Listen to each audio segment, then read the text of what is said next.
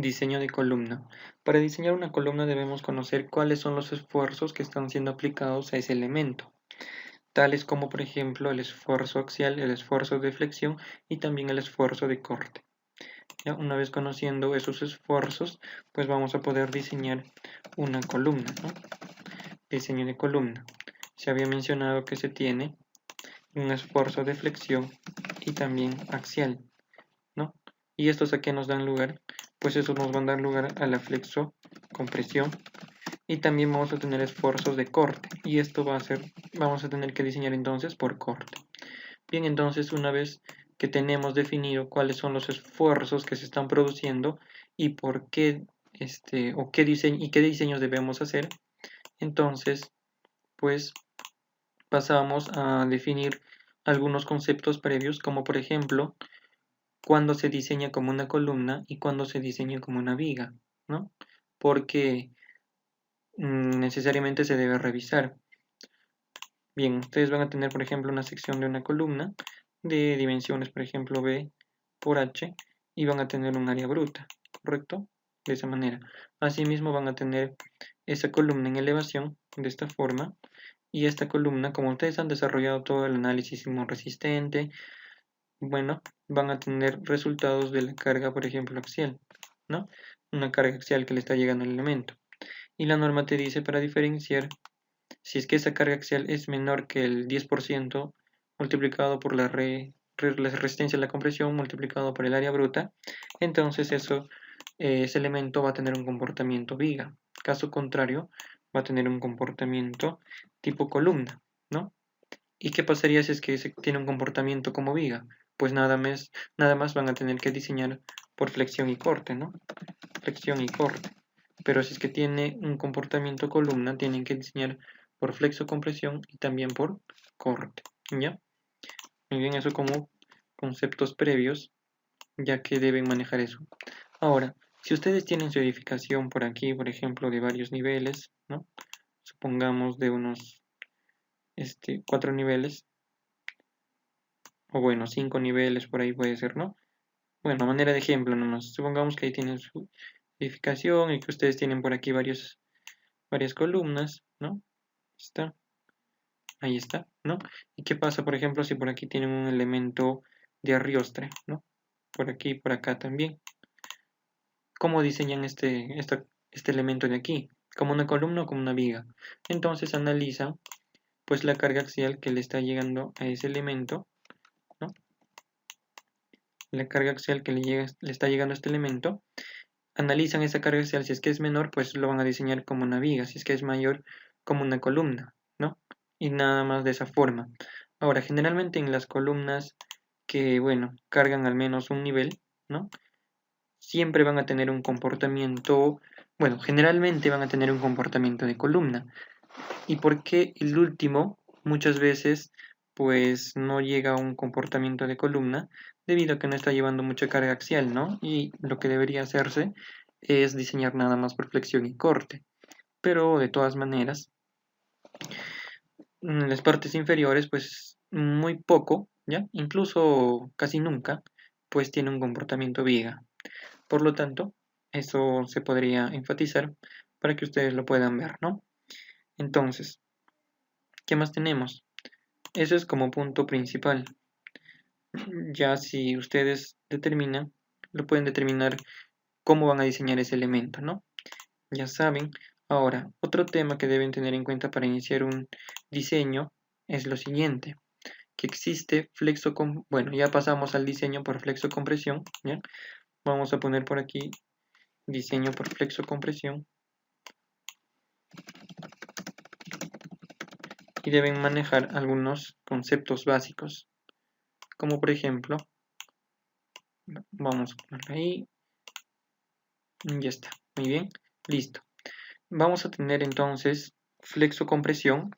La flexo-compresión está compuesta por flexión y carga axial. Entonces vamos a tener flexión uniaxial y vamos a tener también flexión biaxial, ¿ya? Flexión uniaxial. Y por acá vamos a separar de flexión biaxial. ¿Y cuándo se presenta cada una de ellas? Pues vamos a verlo. Supongamos que acá en flexión uniaxial tenemos un elemento, bueno, una columna, ¿no? Ahí está la columna. Esta columna pues va a tener ejes, ¿no? Por aquí va a tener un eje X, muy bien, y por acá va a tener un eje Y, ¿no? Listo, a ver, X, y por acá va a tener Y. Ahora, lo mismo va a suceder también en una flexión biaxial, pero ¿dónde está la diferencia? Sucede que en una flexión uniaxial, como su nombre lo dice, uniaxial, está cayendo en un eje en específico, ¿ya? Está cayendo en un eje en específico la carga P, ¿ya? La carga P. ¿Y qué pasa si es que cae solamente en un eje? Pues está produciendo, si no está cayendo al centro, está produciendo una excentricidad, ¿no? Y esa excentricidad vendría a ser una excentricidad desde ahí hasta aquí, que vendría a ser un EX, ¿no? ¿Correcto? Y bueno, y al tener una carga y una excentricidad, pues ¿qué va a producir? Va a producir un momento, ¿no? ¿Pero qué momento sería? Un momento alrededor del eje Y, ¿no? Un momento en Y. Entonces, si ustedes analizan qué cargas tenemos en esta columna, pues van a tener una carga axial y van a tener un momento en Y, ¿no? Muy independiente en el eje que caiga, ¿no? Ahora, en una flexión biaxial, ¿cómo va a ser? Van a tener la carga que cae en cualquier punto, por ejemplo, que caiga por acá, ¿no? Supongamos que cae por acá. Entonces, no está en ningún eje y tampoco está en el centro. Por lo tanto, si la carga la tienen aquí, esto va a producir una excentricidad, ¿no? Va a producir una excentricidad tanto en X, ¿no? Va a producir una excentricidad X y asimismo va a producir una excentricidad Y, ¿no? Una excentricidad Y. Y si es que ya tenemos dos excentricidades, ¿qué va a suceder? Pues lo de aquí, a ver, la carga con la excentricidad en Y, que nos va a producir un momento alrededor del eje X, ¿no? Un momento en X. Y la carga con la excentricidad en X nos va a producir un momento en Y, ¿no? Momento en Y. Entonces ya no solamente tenemos una carga y un momento, sino tenemos ya dos momentos. Tenemos carga, momento X y momento Y. Muy bien. Entonces ahí está la principal diferencia. Ahora, manera de comentario y haciendo un paréntesis, pues generalmente el que se presenta siempre es el de aquí, ¿no? Ya que en obra por ahí existen algunas irregularidades. Puede ser que aquí esté desnivelado y aquí le esté atacando un poco más, o por simple, pues por alguna variación puede estar cayendo fuera de los ejes, ¿no? Y esto de aquí, pues generalmente no se presenta, ya que no necesariamente la carga va a caer un eje. Por ejemplo, este vendría a ser un ejemplo más exacto, ya que cae en cualquier punto donde no conocemos nosotros, ¿no? Y por lo tanto, de preferencia, nosotros deberíamos diseñar con una carga y dos momentos. Muy bien, entonces conociendo esos conceptos, pues pasamos al diseño. ¿Y qué nos dice el diseño? Bien, el diseño está basado en resistencia. ¿Y a qué se refiere?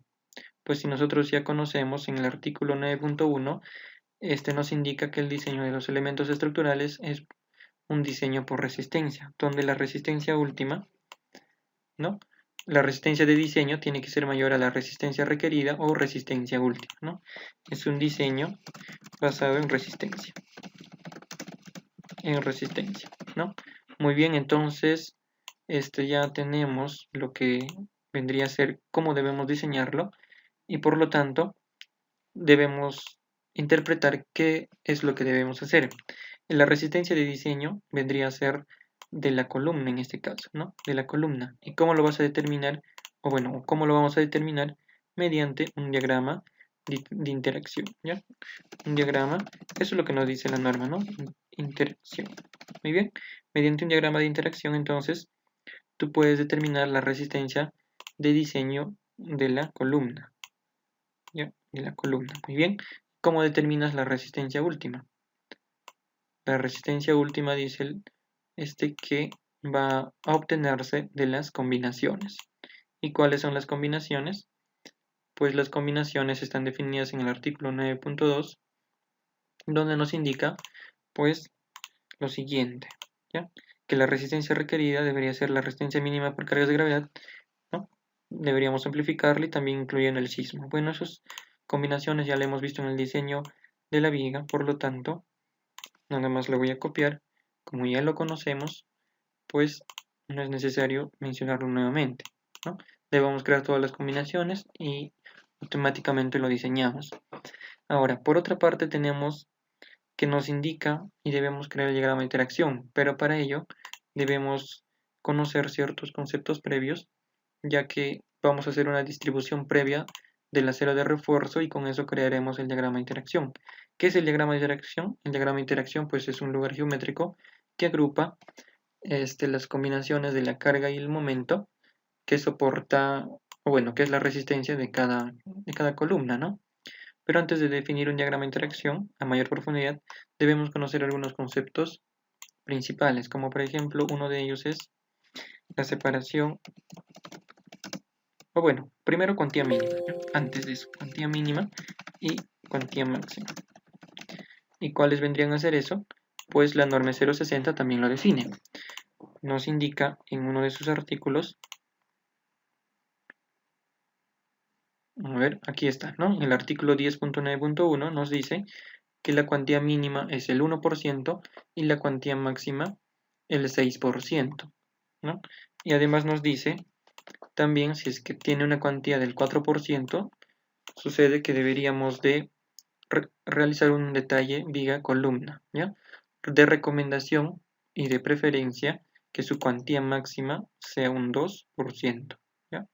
Eso es como recomendación. Ahora también por aquí el ASI nos da un respiro y dice que este 6 podemos considerarlo como un 8%. Bueno, ese es el ASI, no la norma 060, pero a manera de comentario pueden tomar en cuenta ese detalle. Asimismo, también tenemos, eso es por una parte que se debe conocer, y lo otro que deben de conocer es la separación mínima y máxima entre varillas. ¿Y cuál es eso? También la norma nos los especifica. Está muy bien. ¿Y cuál es eso? Bien, nos dirigimos y lo tienen acá, ¿no? Los límites del espaciamiento de refuerzo está en el artículo 7.6 y es para el refuerzo longitudinal en columnas, pedestales, puntales y elementos de bordes en muros. Se debe respetar que la distancia mínima entre varillas debería ser 4 centímetros y tiene que ser mayor a 1.5 veces el diámetro de la varilla, ¿ya?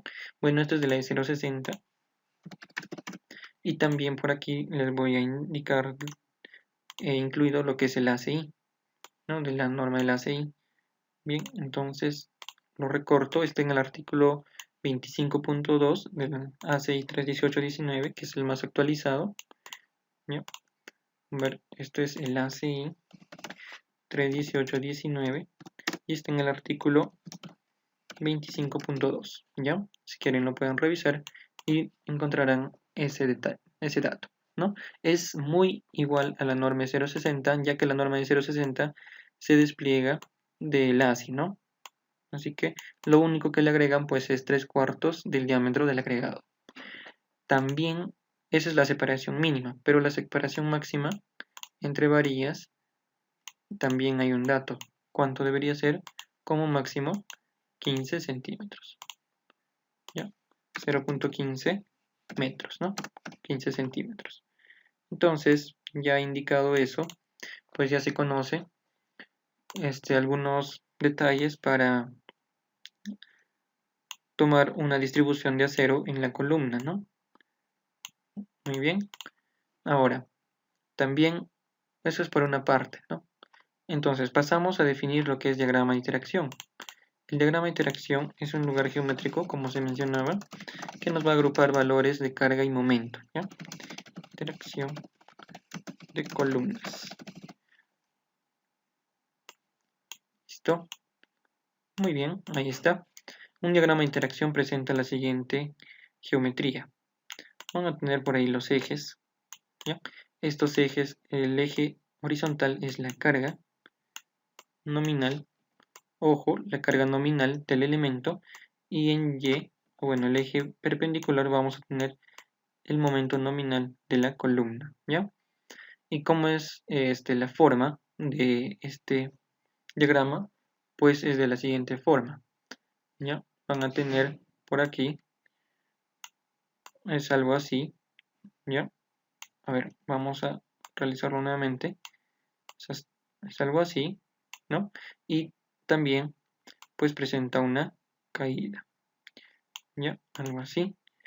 Por aquí presenta una caída. A ver, un momento. Es algo así, ¿no? De esa manera. Y bueno, de esta manera ustedes van a tener que determinar su diagrama de interacción, pero cómo se determina específicamente, ¿no? Antes de ello deben conocer qué es lo que presenta, ¿no? Ese diagrama de interacción. Bien, entonces la forma en que es el diagrama de interacción es la siguiente forma. A ver, se les va a alcanzar las plantillas Excel de diseño de columnas, ¿no? Y por aquí tenemos un diagrama de interacción.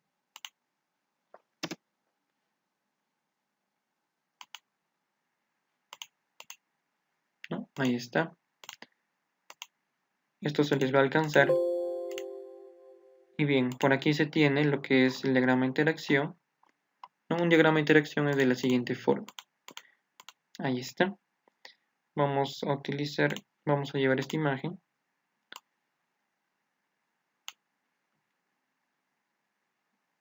Donde se grafica lo que es, era momento en la dirección horizontal y carga en la dirección vertical, ¿no? Ahí habíamos estado cometiendo un detalle, pero no hay ningún problema. Este es un diagrama de interacción y se calcula, pues, obteniendo, graficando puntos, en este caso tabulando los puntos que se van a obtener de un cálculo, ¿no? De un cálculo. Muy bien, esto es un diagrama de interacción entonces que deben ustedes desarrollarlo, pero ustedes tienen que calcular cada punto, ¿no? Deben calcular cada punto. Esto lo voy a hacer más pequeño para indicarles cómo van a calcular cada punto, ¿no? Bueno, ese es un ejemplo por ahí. Ahí está. Entonces vamos a tener, ya viendo, pues tenemos por aquí el eje y por aquí tenemos también el otro eje, ¿no? Por aquí vamos a tener que vendría a ser momentos nominales y por acá vamos a tener lo que es carga nominal, ¿no? Que soporta el elemento columna. Bien, la forma va a ser de esta forma, ¿ya? Va a partir de una flexión, bueno, de una compresión pura, va a ir disminuyendo y de aquí pues termina en una tracción pura, ¿ya? Entonces aquí tenemos ciertos puntos que debemos de reconocer, como por ejemplo el punto superior de aquí que tenemos, este punto de acá, este punto de aquí viene a ser compresión pura, ¿ya? Ese de ahí va a ser compresión pura, ¿no? Compresión pura, muy bien. ¿Qué más tenemos? Vamos a tener también otro punto que es tracción pura, ¿ya? Ahí se presenta lo que es tracción pura. Ya ustedes pueden ir viendo cuál es su particularidad. Por ejemplo, acá en tracción pura, el valor del momento nominal es igual a 0, ¿no? ¿Correcto? Está. Y acá en compresión pura, también el momento nominal es igual a 0. Ya, eso debemos manejar. ¿Qué más tenemos? Asimismo vamos a tener otros puntos más. Por ejemplo, por acá podemos tener un punto de fisuración incipiente, ¿ya? Por ahí podemos tener un punto de fisuración incipiente.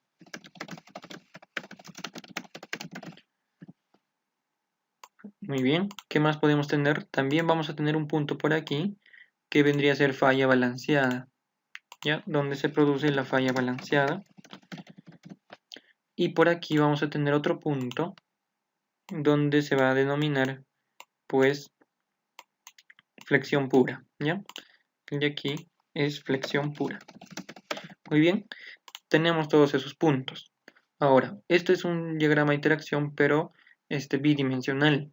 En realidad, el diagrama de interacción debería ser tridimensional, que a continuación lo vamos a explicar. Continuamos. Esto vendría a ser un diagrama de interacción, pero tiene un nombre. ¿Ya? Este es un diagrama de interacción nominal. ¿Ya? Este es el nominal. Y asimismo vamos a tener también, esto representa la resistencia de la columna, ¿no? Representa la resistencia de la columna. Pero, como ustedes saben, ¿no? La resistencia de diseño se debe disminuir, ¿no? A ver, aquí está, ¿no? Nosotros, mediante este diagrama de interacción, estamos representando el valor de Rn, pero la resistencia de diseño dice que debe ser multiplicada por un phi. Por lo tanto, esto se reduce, ¿no? Ya que aquí estamos al 100%. Debemos reducirlo. ¿Y cuánto lo reducimos? Pues vamos a reducirlo. También la norma nos indica que por flexocompresión se debe reducir hasta un 70%, ¿no? Aquí está. En el caso de columnas con estribos cerrados, si es que es con espiral, pues en un 75%. Ahí está, ¿no? Por flexocompresión, elementos con refuerzo en espiral será 75 y otros elementos que son con estribos cerrados, pues será 70, ¿no? 0.7.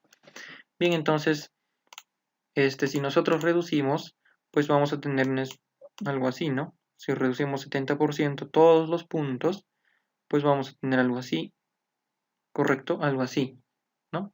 Esto va a ser último, ¿no? Último, bueno, de diseño, ¿no? De diseño, ¿correcto? Ahora, ¿por qué lo he dejado aquí? Sucede que aquí hay un punto de cambio, donde pasa de compresión pura, bueno, de compresión a flexión, ¿ya?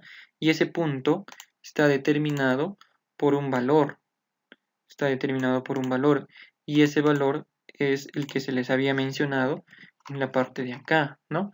Recuerdan que pues este valor representa el cambio de columna a viga, ¿no? Entonces ese valor se debe calcular aquí, debes calcularlo aquí, y ese va a ser el que representa el cambio de compresión a flexión, ¿no? Y bueno, de aquí dice que debería aumentar de manera lineal, ojo, de manera lineal, debería incrementarse, ¿no? Por ejemplo, si aquí he usado un phi de 0.7, ¿no? He usado un phi de 0.7 para estribos cerrados, ¿no? En columnas, pues si es que pasamos a flexión, ¿no? Si es que estamos pasando nada más a flexión, ¿cuánto debería ser? Obviamente, flexión sin carga axial, pues 0.9, ¿no? Ahí ya no se va a tener lo que corresponde a flexocompresión, ¿no? Se va a tener nada más flexión sin carga axial. Y ahí tendríamos ya que este punto, pues va a ser un punto de aquí reducido en un 90%, ¿no? Entonces va a ser un phi de 0.9, ¿no? Ya cambia, ya no es 0.7, sino 0.9. Y luego ello, como todo ya viene a ser flexión, pues nada más se reduce menos, ¿no? Fíjense la gran diferencia. En la parte superior se reduce, por ejemplo, si aquí teníamos un 100%, aquí nada más la resistencia de diseño es un 70%. Sin embargo, en la parte inferior es un 90%, ¿ya? Ahora, esta parte de acá se llama transición. Toda esta forma que crece linealmente se llama transición. ¿De dónde a dónde está creciendo? Está creciendo de phi igual a 0.7, si es que es para estribos cerrados, y si es con espiral, pues de 0.75, ¿no? Y bien, hay una fórmula para calcular ese tema, lo que corresponde al transición, ¿no? Ese phi debemos tabularlo con la siguiente fórmula. ¿Ya? Con esta fórmula vamos a tener que tabular el valor de phi, porque se tabula, ¿no? Debemos de tabular el valor de phi con esto de acá. Muy bien, donde la carga de transición, pues ahí lo tenemos, ¿no? Fíjense que es 0.1 por F'C por AG. ¿Por qué entre 0.7? Debido a que va a ser aquí, ¿no? Aquí, ¿no? Debemos calcular esta carga de aquí, ¿correcto? Esa carga de ahí. Pero bueno, eso lo vamos a hacer más adelante. En este momento estoy indicando cuáles son los puntos de un diagrama de interacción de las columnas, ¿ya? Bien. Ahora, teniendo ya este concepto, pues también falta indicar un detalle muy importante. Sucede que esto viene a ser toda la resistencia del elemento, ¿no? De la columna, ya una resistencia de diseño. Ojo, todo esto, ¿no? Todo esto. Lo de exterior es la nominal, pero tenemos que reducirlo. Ahora, eso vendría a ser, pero la norma te dice, ¿no? Hay que darle un poco más de seguridad. Quitamos eso y te dice, no hay que irnos tan al borde en la parte de la compresión. No hay por qué ir al borde. Entonces te dice, crea una plataforma donde sea el límite de la resistencia, ¿no? Te dice crear una plataforma y esa plataforma es el 80% de este valor, ¿ya? Dependiendo, va a ser el 80 o también el 85 si es que es un, si es que se tiene, ¿ya? Si es que se tiene, a ver aquí, ¿no? Elementos con refuerzo en espiral y elementos con estribos, ¿no? Si es que tú tienes con estribos, ojo, a ver, vamos a pegarlo aquí.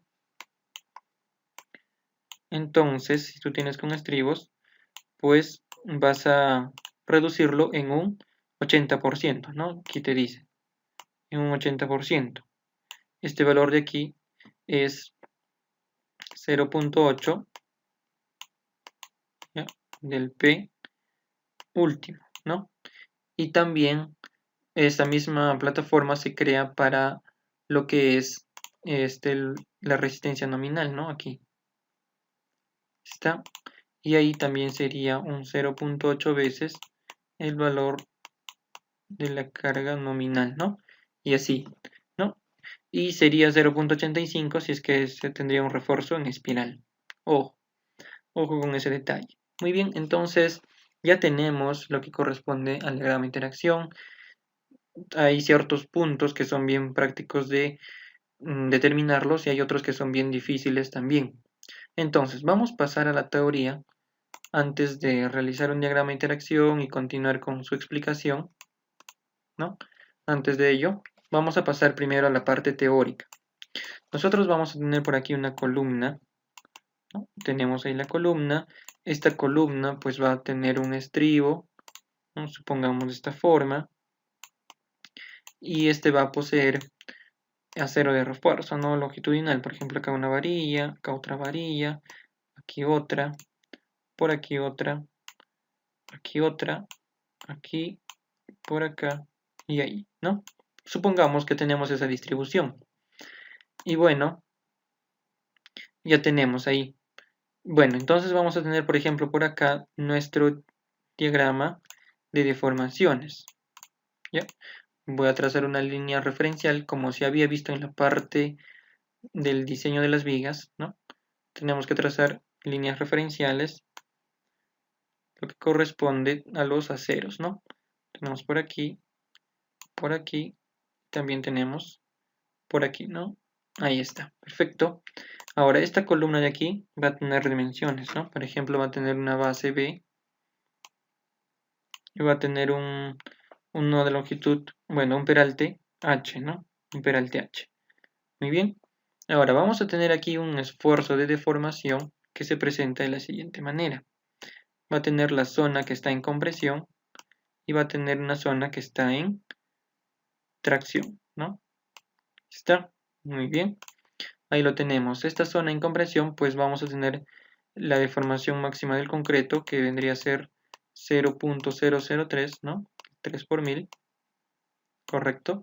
Y asimismo vamos a tener las deformaciones de cada acero, ¿no? Aquí vamos a tener acá y vamos a tener acá. ¿Y con qué nombre lo representamos eso? Pues sumamos, ¿no? estas 3 varillas de aquí nos van a dar un acero.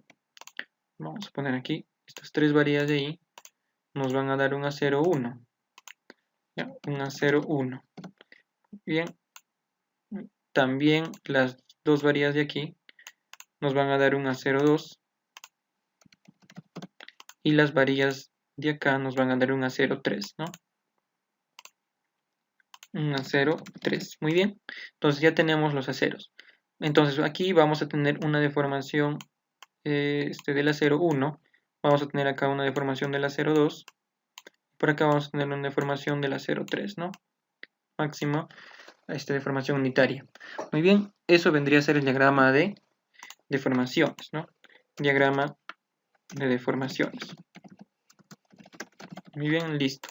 Ahora, nosotros para calcular no necesitamos lo que es deformaciones, ¿no? Necesitamos fuerzas, pero primero debemos determinar el diagrama de esfuerzos, ¿no? Un diagrama de esfuerzos. ¿Y cómo lo determinamos eso? Pues con la ley de Hooke, ¿no? ¿Y cuál es la ley de Hooke? Para que pase de deformaciones a esfuerzos, un esfuerzo es igual a la deformación por el módulo de elasticidad. Bien, entonces vamos a dibujar por aquí el diagrama de esfuerzos, ¿no? Está muy bien. Ahí tenemos, vamos a iniciar entonces. Tenemos que esta zona está en compresión, ¿no? Entonces, este de aquí, este acero nos va a producir una fuerza en compresión, ¿no? Bueno, un esfuerzo en compresión. ¿Está? Y estos de aquí están en tracción y estos nos van a producir un esfuerzo en tracción, ¿no? Un esfuerzo en tracción de esta forma. ¿Ya? Este va a ser FC1, ya que es un esfuerzo 1. Por aquí vamos a tener un FC2, ya que es un esfuerzo 2. Y por acá vamos a tener un esfuerzo 3 de las varillas de la S3, ¿no? Bien, ¿qué más me está faltando? También me está faltando lo que es el concreto, ¿no? El concreto, pues vamos a tener un bloque en compresión que está aplicándose de esta forma, ¿no? Que se está aplicando de esta forma. Y esto nada más se representa mediante una carga, bueno, mediante un esfuerzo general, ¿no? Bien, bueno, lo vamos a poner en los esfuerzos para que no se confunda. Ya que ahí tenemos el diagrama de esfuerzos del concreto, esto es, ya sabemos, por la hipótesis 0.85 F'C. Y asimismo tenemos una profundidad de valor A, ¿no? De valor A. Es la hipótesis. Bien, entonces ya tenemos lo que corresponde a los esfuerzos, pero nosotros necesitamos fuerzas para determinar la carga axial nominal y el momento nominal. Para ello, vamos a hacer un diagrama de fuerzas, ¿no? Y si hacemos un diagrama de fuerzas, por aquí, ¿no? Un diagrama de fuerzas. ¿Y qué forma lo utilizamos para ello? Pues la muy simple, ¿no? Esfuerzo es igual a fuerza entre área. Y aquí vamos a tener que fuerza va a ser igual a esfuerzo por área, ¿no? Esfuerzo por área. Y bien, iniciamos, por ejemplo, para el concreto, ¿no? O bueno, primero para los aceros, que va a ser más rápido. Si nosotros tenemos aquí el esfuerzo del acero, pues vamos a tener por acá una fuerza del acero 1, ¿no? Aquí una fuerza del acero 1. También vamos a tener una fuerza de tracción del acero 2 y una fuerza de tracción del acero 3, ¿no? Una fuerza de tracción del acero 2, una fuerza de tracción del acero 3. Asimismo, también vamos a tener del concreto, ¿no? Una fuerza aquí en compresión que va a estar denominada por el valor de CC, ¿no? Y nada más. Y bien, para finalizar lo que es el diagrama de fuerzas debemos determinar cuáles son sus valores, ¿no? Por ejemplo, lo que es del concreto, ¿no? La fuerza de compresión del concreto va a estar dada por 0.85 F'C multiplicado por el valor de A y esto tiene que ser multiplicado por el ancho B, ¿no? Y eso vendría a ser la fuerza de compresión del concreto.